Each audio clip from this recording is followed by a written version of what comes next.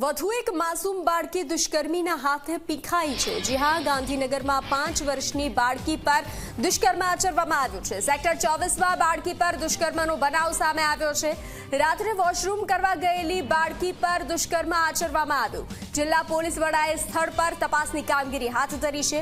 ગાંધીનગર પોલીસે 2 શકમંદોને અટકાયતમાં લીધા છે। તો આ ઘટના સામે આવી છે।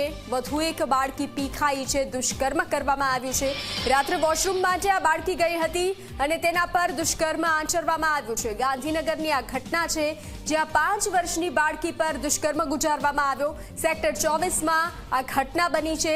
રાત્રે વોશરૂમ કરવા ગયેલી બાળકી પર દુષ્કર્મ આચરવામાં આવ્યું। જિલ્લા પોલીસ વડાએ સ્થળ પર તપાસની કામગીરી હાથ ધરી છે। ગાંધીનગર પોલીસે 2 શકમંદોની અટકાયત કરી છે।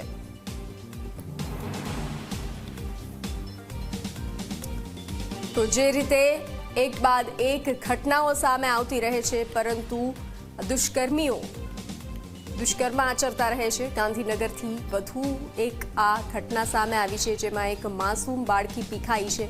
5 વર્ષની બાળકી પર દુષ્કર્મ આચરવામાં આવ્યું છે। ગાંધીનગરની આ ઘટના છે, જ્યાં 5 વર્ષની બાળકી પર સેક્ટર 24માં દુષ્કર્મનો બનાવ બન્યો છે। બાળકી વોશરૂમ માટે ગઈ હતી રાત્રે અને તેના પર દુષ્કર્મ આચરવામાં આવ્યું છે।